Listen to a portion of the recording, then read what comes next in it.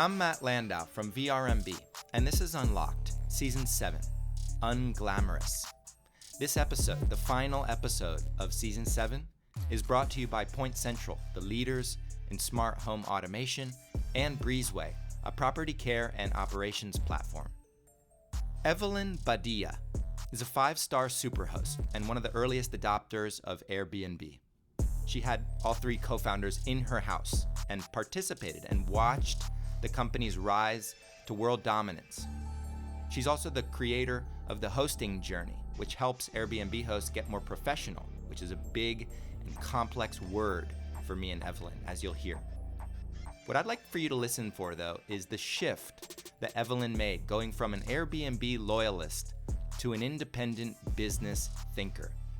I believe that mindset is what makes her hosting so successful and her thought leadership so powerful. And hell, it's what makes her someone that so many of us consider a friend.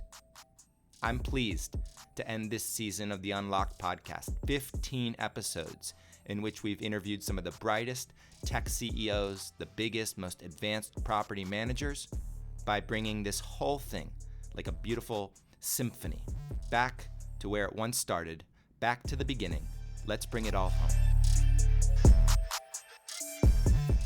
This afternoon, you have your treatment. Yes, it's my first treatment, and it's a fake treatment. What does that mean? It's your run through. They don't give me radiation. Oh, it's like a routine. Well, they don't give me radiation on the first treatment.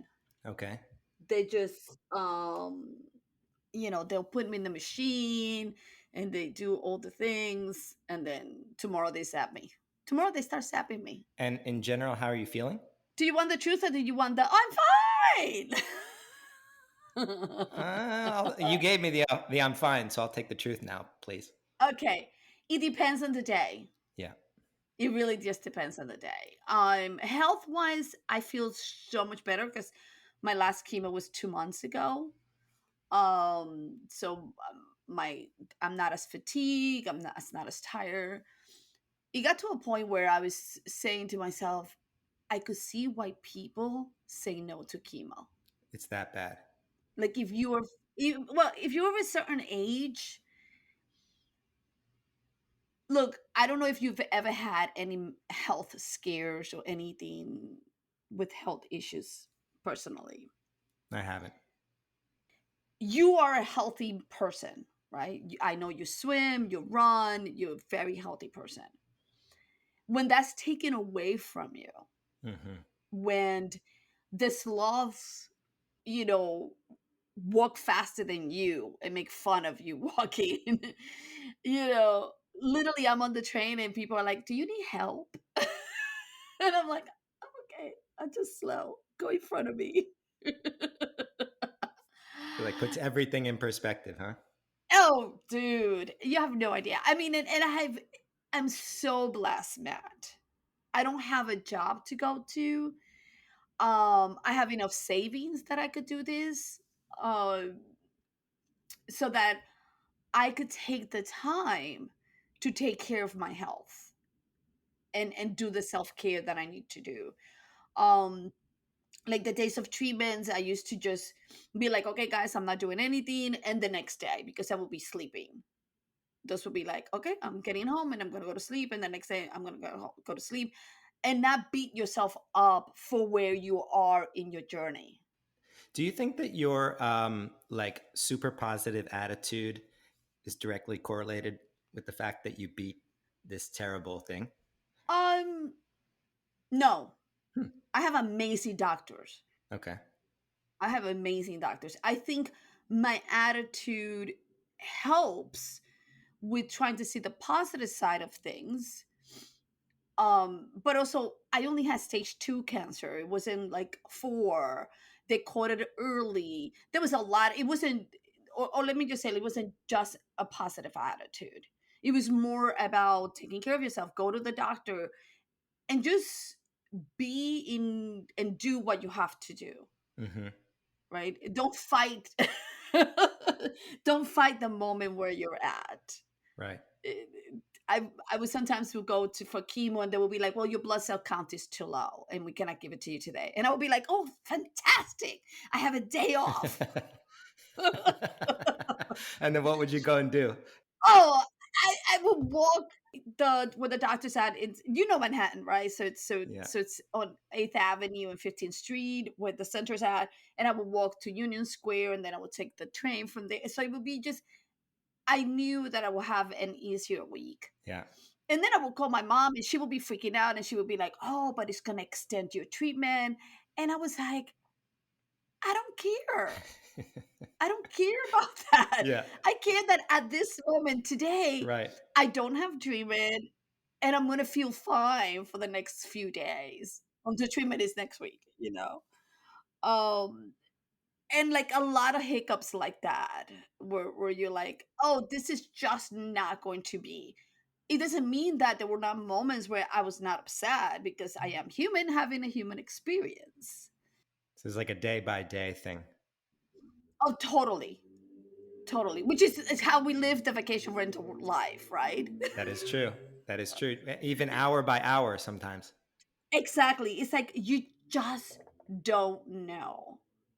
You just don't know. And we live in this bubble of making plans and having this idea of what life is going to be like. And then life is like, oh, you are so cute. Let me throw your ass down the And drain. yeah, just a tiny bit. Let me throw a little was- COVID. I was at Amy Hinote's event in Charleston a couple of weeks ago. She put on a beautiful data and revenue management conference, and true to form, the conference begins at 9 a.m. Everybody's all excited and drinking their coffee and walking to the main hall, and then the entire electricity from the hotel goes out. And nothing she could do about it. And in true to nothing she could do about it, the hotel staff was frustrating her. I could tell a whole lot. And true to form, she managed it, and they got the electricity up and running in the main room. And by the time the next keynote was done, the electricity in the entire hotel was back. But that was a nice little microcosm of what you just described. We solve things. Yes. I mean, and I think what happens is also who are you in relationship to what is happening in your life, right? Because she could have thrown a tantrum and it becomes it's like, well, who are we and what do we want around us and what kind of energy do we want to create around us when situations happen that are not ideal? There's a lot of situations that are happening that are not ideal in our lives right now, too. That's good advice. Yes, yes, yes. I mean, look, you're in Florida now. You were just in New Orleans.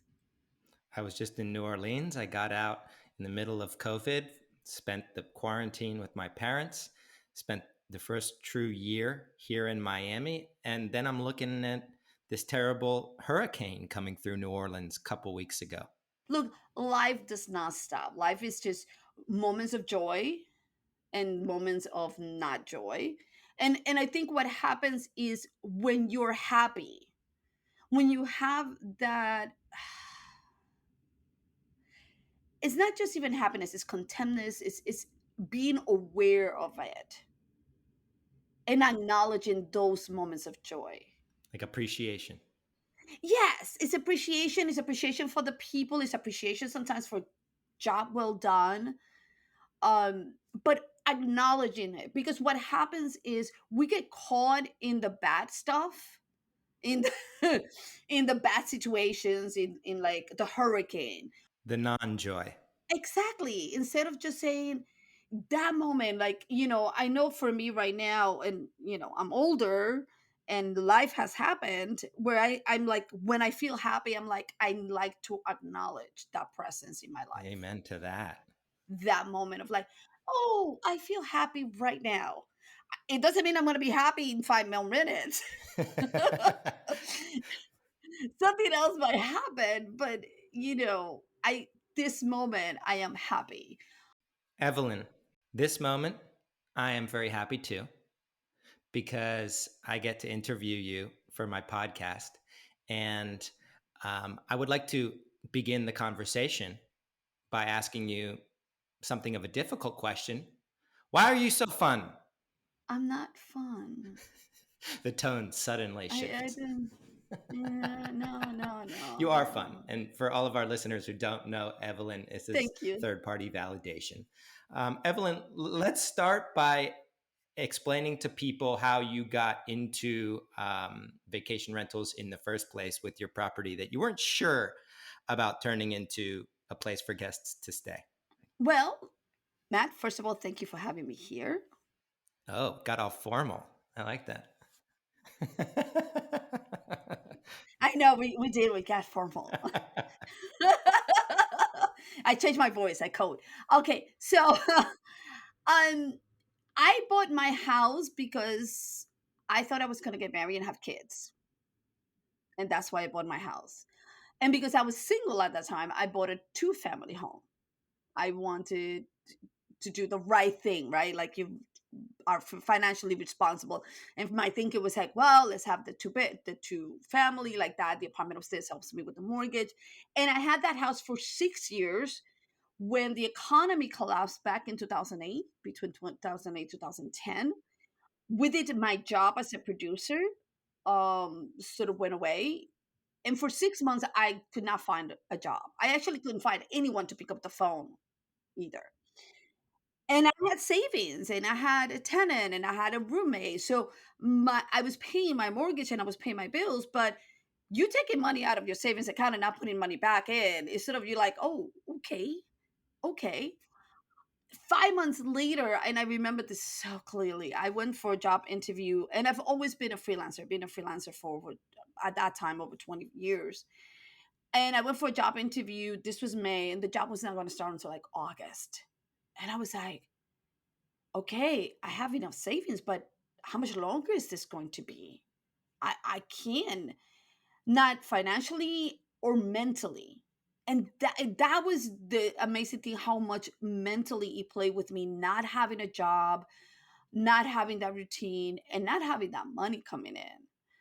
And I found an article about Airbnb, And that was the early days, right? Like, what was the status of the company? 2010. If they were called Air Bed and Breakfast, let me put it to you that way. Okay, so this is early, early days. It was early days. I listed my bedroom. I moved out of my own bedroom and I gave it up. This is Airbnb 1.0, where you do a room and you don't do the entire apartment. Right? And I moved out and I moved with some friends, and immediately I got a booking. And my first guest was a professor of innovation from Germany, and he was coming with his son. You remember your first? Right? You You do? know that, man. Yes, I do. You come on. Don't you remember your first guest ever, like at the hotel? I do. You remember your first, and you remember the negative reviews. Uh, yes, and and it was so amazing, and they were so friendly, and they were so nice. And one of the biggest things was there was appreciation Hmm.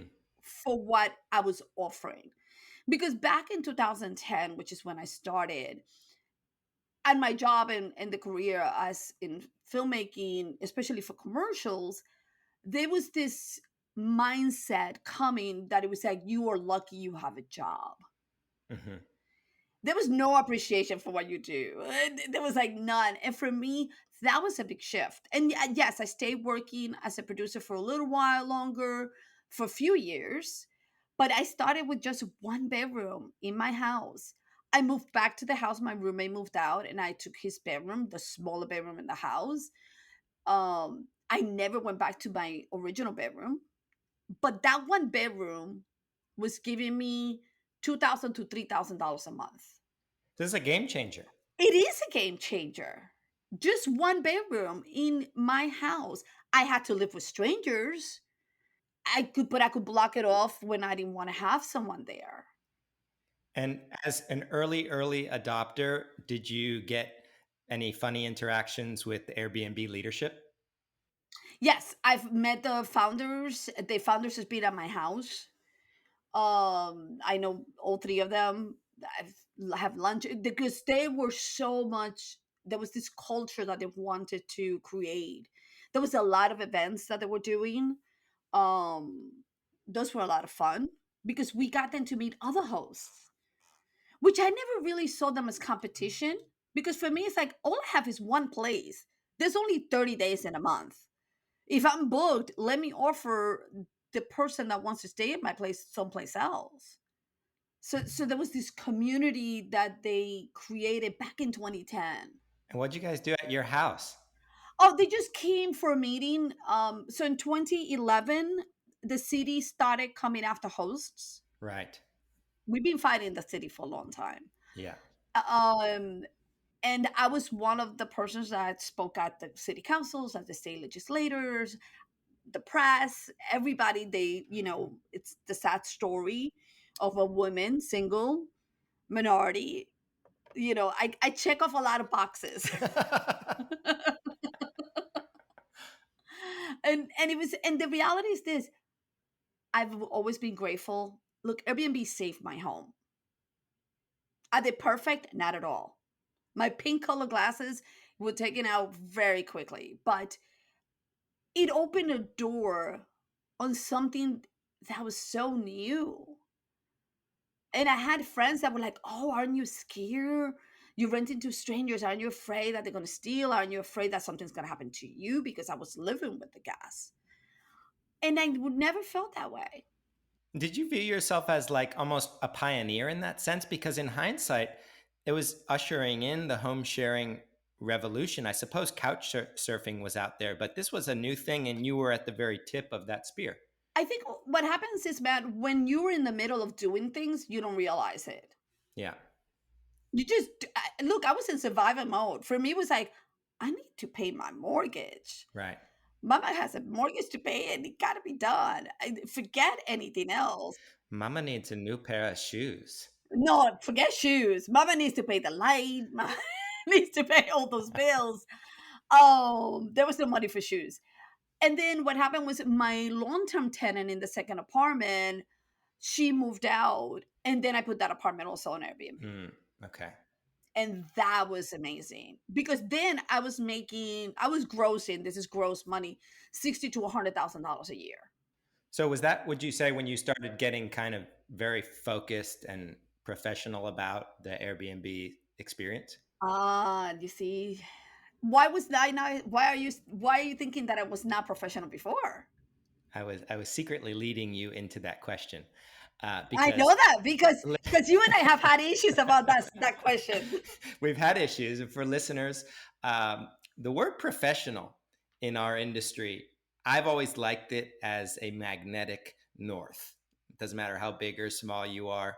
It's a way of doing things that is serious and dedicated and organized. However, Evelyn has always challenged me that a professional is not necessarily the way that I've always defined it. And Evelyn, I'd love for you to make your clear perspective here, because you have helped me improve my definition of the phrase professional. For me, a professional is someone that wants to create an environment for their guests where they don't lack anything. It doesn't mean that you're giving them everything that they're asking, but that within your space, within what you can provide, they're not lacking. And you're clear about that. You're clear in your descriptions, you're clear in your photos on what you offer. And it doesn't matter whether you're offering a bedroom, your backyard for them to put a tent, or you have a cabin in the woods or a beach house. It doesn't matter what you're offering, it matters who you are in that aspect. One of the issues you and I had was like, for you, Airbnb was not professional. Living with gas was not professional. And for me, it's like, oh, you have no idea what it's like living with somebody. You're almost professional. You have to have your bra on all the time and talk to any women about that. 24/7, bra on. You have to think that you might be sharing a bathroom with this person. What are the bathroom protocols? Or the kitchen. I did an episode about like don't eat my avocados. So it's like it's all of that. Would it be fair to say that Being professional is having thought through the entire process, the entire journey, having built the right expectations for the guest and having met those exact expectations so that they don't expect anything else? I want to say yes, but with a caveat. Because when you're starting something new that you've never done before, there's the things that you don't know, you don't know. But you're not a professional yet. Well, but that's the question. That for you not knowing it, does that mean that you're not a professional? You're learning, you're seeking, you're learning language. For me, somebody like I'm applying it now to sports, let's say. You're a professional once you've developed the experience and the ability. Okay, let's talk about cooking because sports is such a man thing, right? Okay, take me into cooking. Take me into something woman. Yes, or and it's not women because chef tends to be men, and that's who you see That's true. as professional. A cook at home, you tend to see your mom. And is she not professional? Is she not providing a meal? Is she not being budget conscious and providing something satisfactory for you and the family? So why is she less professional because she's not in the kitchen cooking in a restaurant? Okay, so using the cooking example, and I'm a cook and started on my own with no experience as well. When I was just getting started, the stuff that I made was not good. But you knew that, right? Yeah, I was aware of that. Over time, I started getting better and developing a palate. And even now, I think I'm an exceptional chef, a cook. My neighbors call me a chef, but I'm just a cook. I still wouldn't call myself necessarily a professional. A professional would suggest to me, in the cooking sense, that I'm doing it for a living. Ah. So for you, you have that distinction of that you have to get paid for you to be considered a professional. But you take cooking seriously, right? Very seriously, may sometimes too seriously. How come I don't doubt that? I cook for the joy. I cook for myself. I cook for friends. And I consider myself a thoughtful and in some cases perfectionist cook. I like to get things right. Would it be fair to say that there's not just professional or unprofessional, but some spectrum in between? It could be. I'm just trying to say this correctly because what happens is you're learning when you and yes, what happens especially with brand new hosts is that they're learning on the job. Matt, my first guest, I had a party the day before they arrived. That was not professional. They found me cleaning the dishes. Mind you, they were not having the entire home, they were just having a bedroom. So I was in the kitchen cleaning. But they got the leftover beer, very appreciative of it. I didn't even have a coffee maker because I didn't know.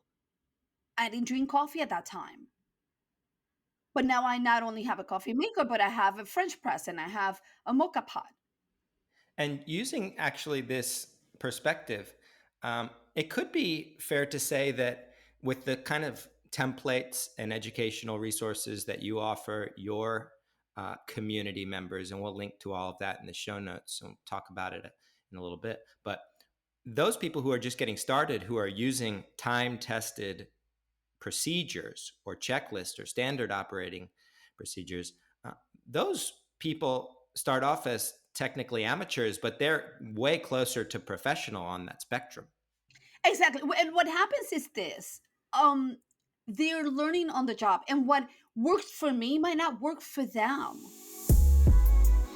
Folks, I challenge everybody to use Evelyn and my banter here as a spark for you to define what is a vacation rental professional for you.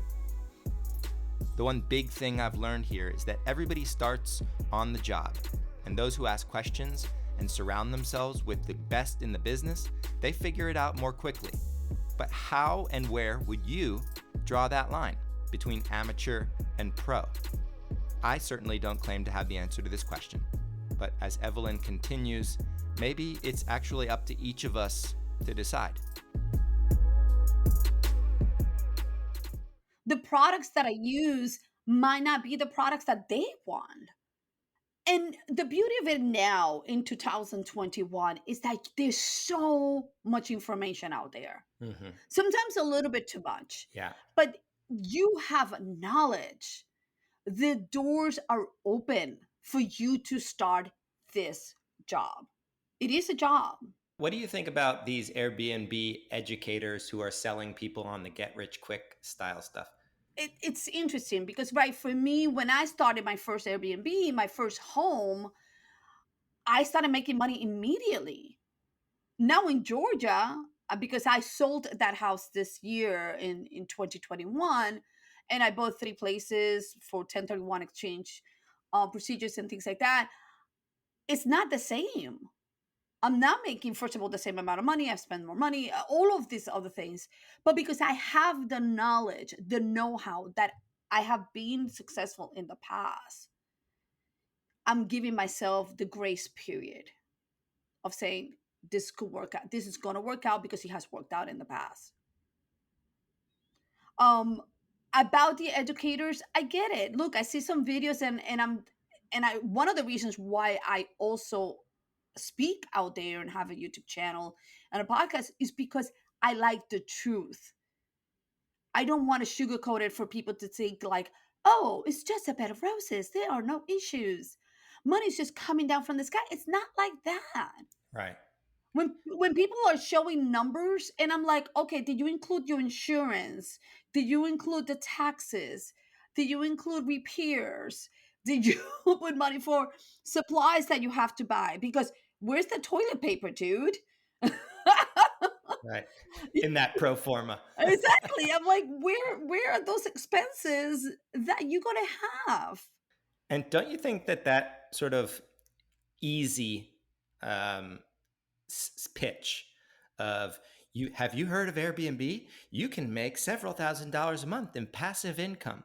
That's beginning to that's starting a relationship with a prospective host based on finances alone, which is not a bad thing by any means, but it's rarely focused on the hospitality side of things. And my concern when people are entering under one pretense and suddenly realizing that the industry is mostly about toilet paper, that it sets the wrong kind of expectation on the hosting side and therefore reflects poorly on guests. You could do it so many different ways. If you're there for just the money, hire a property manager and you don't have to deal with anything, right? And isn't that capitalism at its best? That's it. They want to invest a certain amount of money and make the most money out of it. That's all they're trying to do. It doesn't mean that they have to host. They just hire then someone else to do it.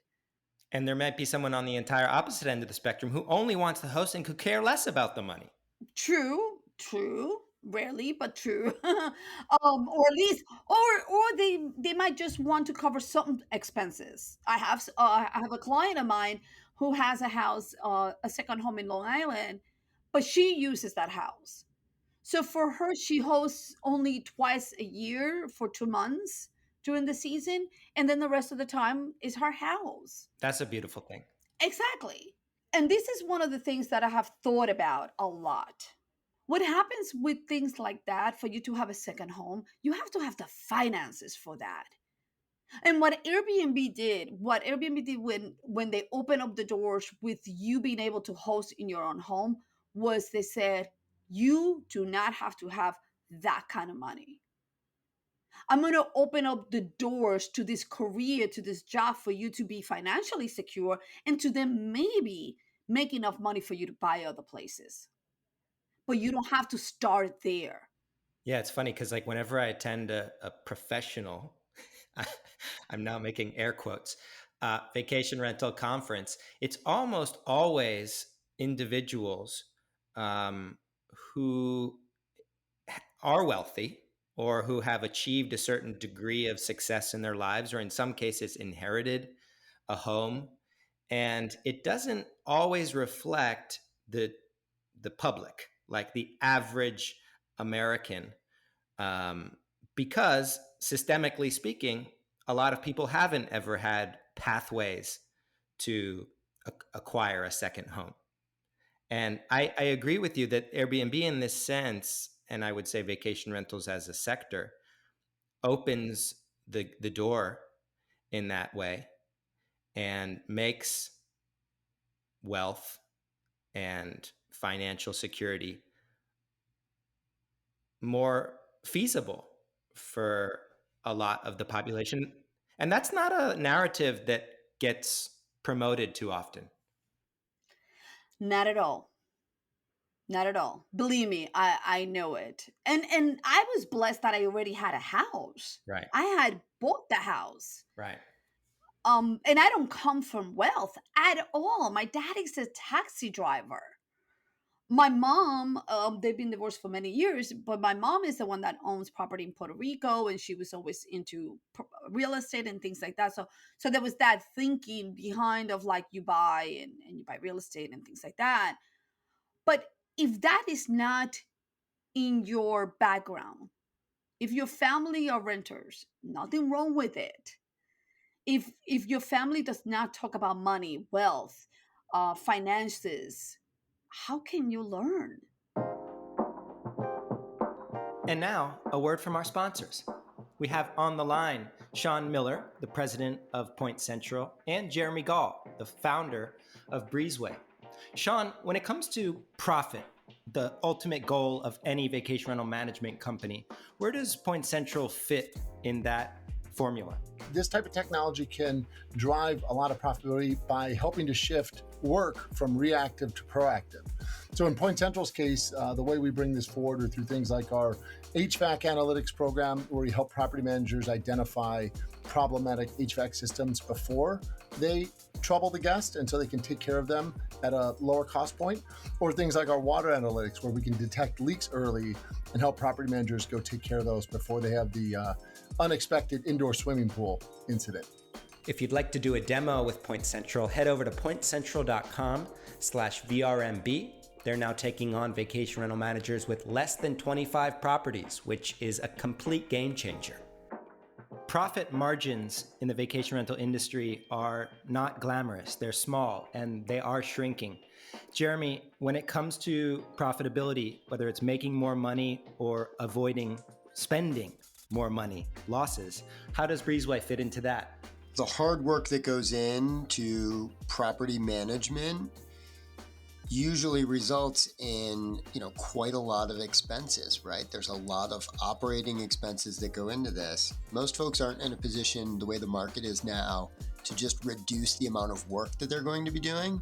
They're actually doing more work. So with Breezeway, with efficient task management, you can optimize the work that you're doing, and you can open up opportunities to do more work. That can sound scary to people, but the idea of more work is tying that work to service revenue, oftentimes which property managers can keep 100% of that service revenue, which can really change the game on your profit margins. Things like early check-in, late checkout, really timing and understanding, optimizing how your contractors or your staff are going to be able to go in and turn over properties can open up that opportunity for more service revenue, or service engagement through messaging, where you're actually offering more services and opportunities to generate some profit with guest services.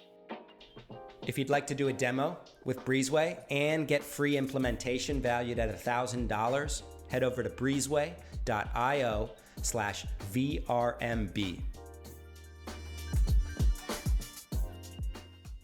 So, Evelyn, I'm curious, how does Airbnb work with hosts in a destination as contentious as New York City to defend your ability to host? It is very unfortunate that this year in 2020, Airbnb aligned with the city, and they're providing all the data of the guests if you don't if you host less than 30 days, which was the reason why I sold my house. I ended up selling the house because of this situation with the city. I think Airbnb did it wrong from the beginning, and they're still doing it wrong. But hey, it's a company. What specifically do you think they did wrong? Allowing people to they went for property managers, and then you could have 1,000 apartments in a city. And they don't want that. The cities don't want that, which I totally understand. Mm-hmm. I get why in New York somebody should not have a thousands apartments in, renting on Airbnb. It's not that's not how it's supposed to be. But then, am I the one to tell someone, oh, I could make money and you can't? Well, so I'm thinking now back to your earliest days with Airbnb, in which you're introducing them to other hosts. You're almost an extension of the organization. In fact, I would argue to this day, you probably still have a direct line to Brian Chesky and you are, in the best sense of it, an Airbnb ambassador. Yes. Yes. So if you're spending your early days really contributing and giving your personal reputation, your community ties to this company, and then this same company begins pursuing managers that you don't think are sustainable, what does that make you feel? The pink color glasses went away. And then you have to realize they're a company. They are a company. Do you get upset with Coca-Cola because they distribute Coke?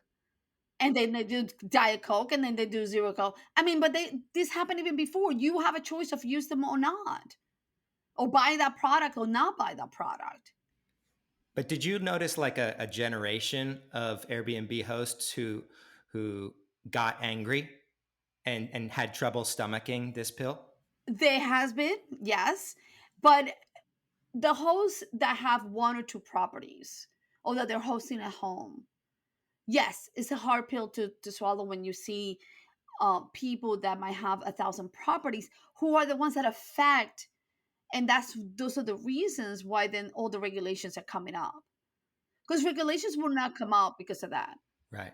If anyone is impacting housing or making real ripples throughout a community, it's oftentimes a player Yes. with lots of properties. But those are investors. Those are investors, right? Or you have the funds, because now there's funds for vacation rentals where you invest in a fund, someone else is managing it, someone else is buying properties, and you're in it and making money out of it. But you're not really getting your hands dirty. And potentially, well, you could potentially also be getting your hands dirty. It's not mutually exclusive. I mean, it would be like you buying a stock of a company. You're not in charge of the company. Oh, you're talking about some of these larger sort of headquartered elsewhere funds. And those are propping up. And those are like, there's so many of them. And those are impacting all of us, right? Because even places that are normal vacation rental places, that it's a market, there's restrictions coming. That's the train that's coming through, because Yes. every destination, even the most touristy of destinations, are starting to deal with this question of fair versus unfair regulation. Mm-hmm. And I do think it ultimately boils down to the stakeholders, the folks who live there, the folks who have lived there, the people who are members of the community, the people who are getting their hands dirty, the people who can vote, who ultimately can influence the direction in which any given municipality rules. But I'm curious, how do you describe to somebody who's thinking about entering the industry the difference between Airbnb and vacation rentals as a sector? Well, first of all, I always say we're not an Airbnb. You are a vacation rental, whether you're short term or mid-term. All Airbnb is a platform, but it's such an easy platform. Mm-hmm. It is. It's the point of entry is so easy for you to get in. It doesn't mean that you do not have to learn and be professional. But the entry point is very easy. But if you're not providing certain aspect of what the guest expects, the reviews are going to knock you out and you're not going to get rented. So are you listed on multiple platforms now with your new properties? Yes, I'm listed on VRBO, which is the first time I'm using them. Whoa. How do you feel like you're cheating on Airbnb? Oh, but I have cheated on Airbnb. I'm not a loyal. Please, I cheat. I used to be with Plum Guy. I used to be with I've been with tons of different companies. Okay. And right now you're with Verbo and Airbnb. Yes, and I have my own website, which I'm relaunching and redoing again. Um, because I do believe you don't put all your eggs in one basket. Airbnb can totally delete your listing, and it happens to people all the time. Really? Yes. Like people in your community? Yes. I just got an email from somebody who told me they delisted me. All my reservations are gone. I'm in this position. And I had done a podcast episode with someone that happened to, and they sued Airbnb and the guest because the guest did this review of them. It was horrible. And she sued everybody and she won. Wow. Yeah. And this is one person renting in her house where she needs this money to survive. Look, what Airbnb has done is created that extra income for people. There's so many women and so many people that are retired that use that extra money, that they might have a casita in the back or that extra house that they don't want to rent it full time to the tenant because they might have family that comes once or twice a year, right? Or they don't want the responsibility of a full-time tenant because a full-time tenant is different than a short-term tenant. And which is what happened to us in Puerto Rico. My boyfriend has a house that has a second house, and that second house was closed off for years after his father passed away, which is where he lived. So La Casita was closed off, and then we met and we went to an Airbnb state, and he was like, "Okay, I'm willing to try this out." And we've been at it for a year and a half now. Is it perfect? Not at all. But it is what it is. At what point in the growth or the development journey of Airbnb hosts do you find that they are most open to making that next step, building their own website, diversifying their listings? I think it depends on how many listings you have and how do you want to evolve. Look, creating your own website and doing direct bookings is a job. Yeah. You know that. Yeah. It's not as simple as you go into a platform that deals with all the money and everything else. It's another job. And you have to change your mind about that. And you have to say, well, is this other job worth it? So is that like your early survey when you come in touch with somebody? It's like, what do you want this to be? So I'm creating a course about alignment hosting with alignment for your life, right? Because hosting is not for everybody. Not everybody wants to be a host, or not everybody should be a host. And certainly not everybody who's a host wants to grow to 500 properties. In fact, some are perfectly content with having 2 or 20. Exactly. So one of the first reasons is, why are you doing this? Let's say you're making money, but why do you want to do this? Because if you don't have a property manager, it's a job. Right. It's not a full-time job. It doesn't have to be a full-time job, but it's still hours and times and mental space, right? Because there's the physicality and then there's this mental part of it. So why do you want to do this? Not to mention the fact that the requirements of the job and the competition with other, because of this low barrier to entry hosts who are putting their properties up on the market, it's more challenging than it's ever been. Yes, and it will continue being. But the same way, what happens is this, because it's a job, you get in and then people get out because they don't want to do it. It's a cycle. It's like, is it simple? Yes. Is it easy? No. Right. Well said. And are you noticing more and more hosts who begin on Airbnb for the income um, turning to growing it to something more significant in their lives? Or are you noticing a pretty steady trend in that sense? It depends. It depends. It Okay. depends on the people. Look, especially after COVID, Yeah. after last year, I don't know what's going to happen. I think more people are going to get in because of the uncertainty of money. And do you think that Airbnb has any big plans to change stuff? That would be like, the magic ball, right? Who knows what they're thinking? Well, if anyone knows, it's likely you. No, I don't. I don't. I do. I am blessed that I'm able to communicate with them on occasions. I respect that relationship very much so. I'm very grateful for them. I am. Look, and it's not like I've drank the Kool-Aid and I'm oblivious to who they are. Right? Right. It is still a remarkable business and a remarkable thing, a power. I mean, come on. Do you remember when all of you guys were saying Airbnb? They're not gonna be anything. I never said that. Who are they? But other people did, right? I actually think I might have said that, and I think you immediately emailed me. Yes, because I love sending you emails when I'm like, you're just so wrong on this. But this was the early days when I was running my vacation rental business. There was no Airbnb, Mhm. and it was just a little blip. I just assumed that. It was gonna disappear. And here they are. And they're not the biggest name. They don't have the biggest market. Who has the biggest market? I think booking.com does. What, in terms of represented properties inventory? I think so. But I know that Airbnb does not have the biggest market. I know that for a fact. I also know they all play all kinds of weird numbers games to to jack up their inventory count. Yes, yes. But what happens is Airbnb is becoming that word Kleenex. No matter if it's at VRBO, it's Airbnb. No matter if it's at booking.com, it's Airbnb. Right. It could be a hotel, and it's like, I stayed at an Airbnb. It could be an Uber. Yes. Like, oh, thank you for picking me up in this Airbnb. Exactly.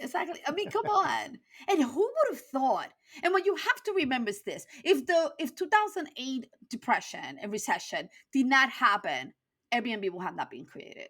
Right. People will have not been open to having strangers living with them and for them to rent out their spaces. And for that, the world's a better place, I think. Oh, totally. On average. Totally. The people that I have met in my house, the friends that I still have, the grandparents, and also the finances that he gave me, the freedom that he has given me, and to other people. In addition to, they come and spend money in my community. They're not just in Manhattan. There's a couple of hotels here in my neighborhood. And, I like to do market research. And I was asking them, like I was in their website, and the restaurants that they were recommending were in Manhattan. I don't do that. I recommend my neighborhood, my places. My neighbors used to use my house because their family will come over. It's too tight for everybody, and they would stay with me. So I have a question that I think a lot of our listeners would be really curious for your opinion on. And it has to do with, because this barrier to entry is so low, because just about anybody can put their room or property up on the listing. Or couch. Or car. I have a friend who has a couch, a sofa in his apartment, and he rents it out $40 a night. He was making good money. Because the barrier to doing that is so low and it's become so easy, we are inevitably seeing a rise of party houses, of irresponsible hosts who aren't invested in the same way that you are. How do we, as the responsible side of the community, deal with that? Can we? I think so. We don't know when a party house is going to be a party house as hosts. And when then a party happens, Airbnb right now has a very strong point to say, we do not want party houses. And they keep eliminating them. And they keep putting barriers for those two things to happen. Like, they were not allowing one-night rentals for Halloween or 4th of July or Christmas or New Year's. Right. So they're trying to do their part because they know that parties are happening. Would you sign up for some kind of vacation rental vigilante program that turns in bad actors to some kind of governance group? Yes, as a community, we have to get involved. I have done my part and I talked to my community about it. That's such a hard question. Because the interesting thing is this, Matt, I had a party at my house. The guests told me they were going to have a party. There were 40-year-olds having a little gathering in my house. So should they have been stopped?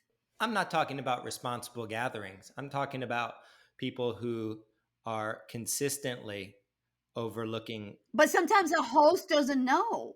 Yeah, I can get the sometimes thing. Exactly. Once in a while is one thing, but there's other properties that are consistently ruining the bunch.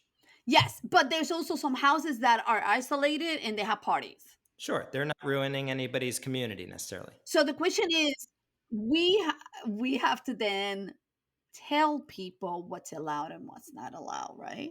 I would argue we need to tell people what's professional. Ooh. But is it professional to have a party or not? This event places. Not an irresponsible party, not in a home in somebody's neighborhood. Again, I had a gathering in my house. So was that a professional gathering? So you see, it becomes this like us telling people what to do. And look, no, I do not agree with house parties. No, I do not want 100 people in someone's home that is going to be destroyed and the community is going to be affected. No, that should not be happening. That needs to stop. And is there anything that you think the platforms should be doing that they're currently not? I think what's going to happen is that the cities are going to create mandates for the platforms to do. Mm-hmm. Because the platforms are doing this hands off, hands up in the air, where they're like, the hosts they're grown-ups and they need to be responsible. And the cities are saying they're not. You have one person with 1,000 apartments, in the zip code of Manhattan. So because you're not, the host is not being responsible, they're being capitalist, they're being opportunists, they're being all of those things, then they're making some restrictions, and they will continue making restrictions to the cities and to the platforms. So would it be fair to say that if you're a platform rep listening to this interview, proactively getting with your constituents of any given destination and getting ahead of that discussion in any given destination is the best thing we could ask of you? It is. Now, let me ask you a question. Do you ask the same thing from Verbal? Certainly. Do you ask the same thing from, because you see, the funny thing is this, we always say like, oh, the Airbnbs and the Airbnbs, but what about the booking.com? Well, booking.com is completely missing from all the conversations, at least here in the United States. Vrbo is the number one most conscious, in my opinion, of stepping forth and actually making an effort on behalf of all the vacation rental owners and managers in any given community to do it properly. Airbnb, Evelyn, in my own interactions and according to everybody else that I know in the advocacy world, doesn't play well with anybody. They're off on their own, doing their own thing because they're a behemoth. I've never once had a constructive conversation with anybody on the Airbnb advocacy team, despite multiple requests. It's very clear that to them, the professional side of the vacation rental industry is not a priority. Very clear. I've been in there with them. I've been with the lawyers. I've been with the activists. I've spoken at different places. Is it ideal? Is it perfect? Is it the way I want it to be? No, not at all. If it was, we would not be doing what we're doing in New York. Did they do right? No. But I also want to say there were 3 kids. Probably not as professional as we would want them to be when they started. And they were learning on the job. Now they're not kids. Now they're adults with 12 years, 13 years under their belt. Yeah. And it's been very unfortunate the way that they handled the cities and hosts and things like that. But I also understand the other side of that coin, which has to be with economics. Yeah, like the idea of building the plane while you're flying it is typically not a great thing. But in the case of some businesses, it's necessary. But then again, if the business is actually impacting real communities. I don't know if they thought that when they started, Matt. Look, what you have to remember is think about the origin story.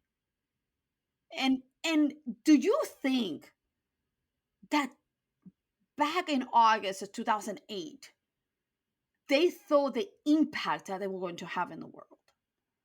I mean, they got turned down by so many people. People told them like, oh, I hope you have another idea. Because that's not going to happen. Because their origin story was they hosted on airbeds in their living room, which is why it used to be called Airbed and Breakfast. And then it got shortened to Airbnb. And we're here 12 years, 13 years later saying, oh, you should have done it differently. Monday quarterback, opinions.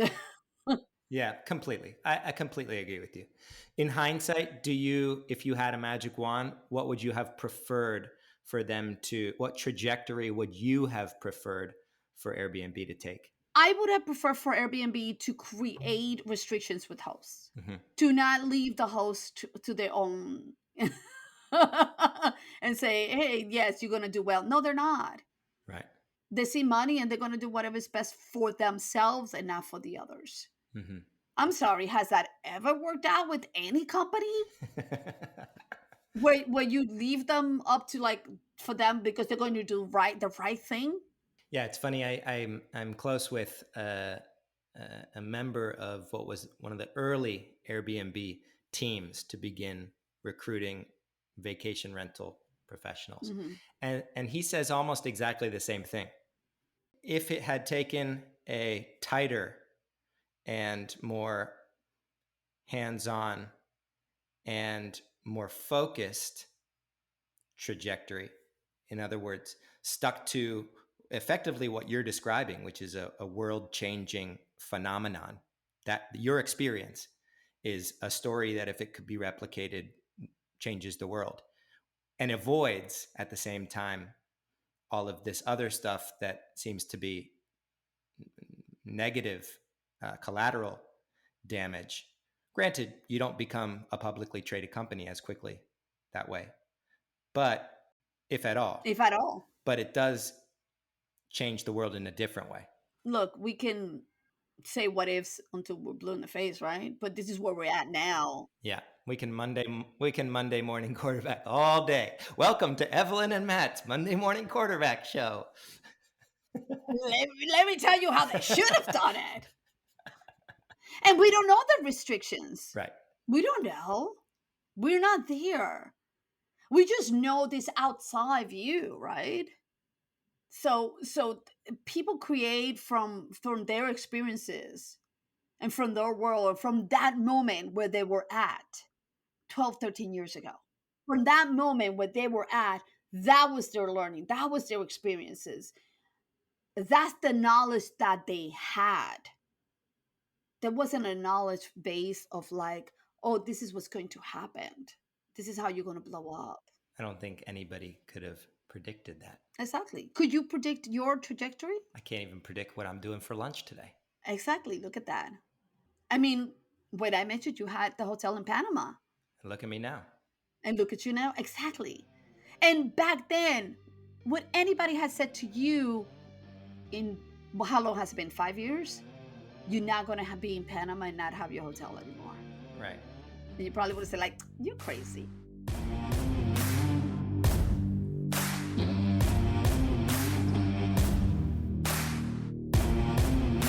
I hope you enjoyed that sometimes rambling, sometimes poignant, sometimes powerful discussion as much as I did. And this was actually only part one, believe it or not. You can head over to Evelyn's podcast, The Hosting Journey, to hear her interviewing me. And yes, we continued on for another hour. Our goal of the Unlocked podcast is to share stories that matter. And my big takeaway from Eveyln is that the vacation rental movement, inside of which is this worldwide brand called Airbnb, like all things in life, changes over time. We can't look back and dwell on the past. We can only anticipate and make moves for the future.